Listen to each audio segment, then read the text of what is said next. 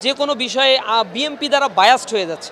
গণভোটের দাবি অন্য অনেক দলের থাকলেও, এনসিপি সহ অনেক দলের থাকলেও সেগুলোকে আমলে না নিয়ে বিএনপি যা বলছে সেগুলোকেই তারা মানছে এবং বিএনপির কথাই অনেক ক্ষেত্রে মানছে। প্রশাসন এবং উপদেষ্টায় অধিকাংশ ক্ষেত্রে বিএনপির লোকজনকে এখানে পুনর্বাসিত করা হয়েছে এবং খুব গুরুত্বপূর্ণ রোল তারা প্লে করতে পারছে। প্রত্যেকটি ছাত্র সংসদেই ইসলামী ছাত্র শিবির পূর্বের ধারাবাহিকতা বজায় রেখে ভালো ফলাফল করবে, এ ব্যাপারে আমরা শতভাগ আশাবাদী ইনশাআল্লাহ। আর এই নির্বাচনের ফলাফল নিঃসন্দেহে আমাদের জাতীয় জীবনে একটা বড় ধরনের প্রভাব রাখবে। জাতীয় নির্বাচনে এর বিশাল এক প্রভাব পড়বে বলে আমরা মনে করছি, কারণ যে বিশ্ববিদ্যালয়গুলোতে ইসলামী ছাত্র শিবিরের প্যানেল বিজয় অর্জন করেছে, এই বিশ্ববিদ্যালয়গুলো বাংলাদেশের সবচেয়ে বড় এবং প্রাচীন সবচেয়ে মেধাবীদের আতুরঘর বলা হয়। ঢাকা বিশ্ববিদ্যালয়, জাহাঙ্গীরনগর বা চিটাগাং ইউনিভার্সিটি বা চট্টগ্রাম বিশ্ববিদ্যালয়, রাজশাহী বিশ্ববিদ্যালয়, এইখানে লক্ষাধিক স্টুডেন্ট পড়াশোনা করে। আমরা গণভোটের ব্যাপারে বলেছি যে গণভোটটা আগে হওয়া উচিত।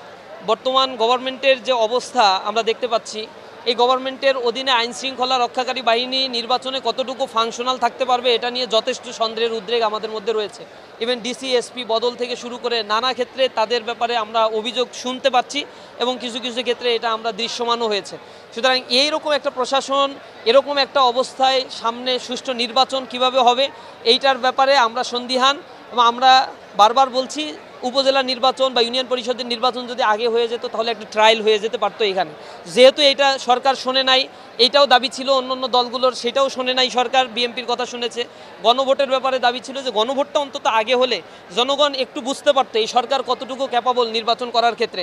এবং পাশাপাশি গণভোট হলে আর একটা বিষয়ে সরকারের একটা নির্বাচন করার অভিজ্ঞতাও তৈরি হতো। এই সরকার তো ইন্টিরিম গভর্নমেন্ট, তার কোনো অভিজ্ঞতা নাই, সে নিজের হাতে প্রশাসনকে এখনও একচেটিয়াভাবে ভালোভাবে নিয়ন্ত্রণ করতে পারছে না। এই ট্রায়ালটা তাদের হলে এটা জাতির জন্য খুবই কল্যাণকর হতো। এখনও দাবি সেগুলো রয়েছে অনেক রাজনৈতিক দলের। আমরাও বারবার বলছি গণভোটটা খুব দ্রুত হওয়া উচিত এবং এটা জাতীয় নির্বাচনের সাথে অ্যালাই হয়ে গেলে জাতীয় নির্বাচনে যে ধরনের পেশি শক্তির ব্যবহার বিএনপির পক্ষ থেকে করার প্রস্তুতি তারা নিচ্ছে, সন্ত্রাসীদেরকে তারা অ্যাকোমোডেশন করে ফেলছে।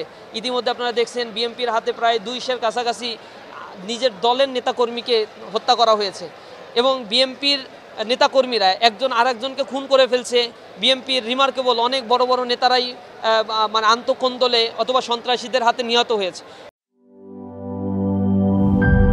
গ্লিটারের টুইন লেমন ও অ্যান্টিব্যাকটেরিয়াল ফর্মুলা বাসনকে চকচকে জীবাণুমুক্ত করে আমাদের দেয় গ্লিটার গ্যারান্টি।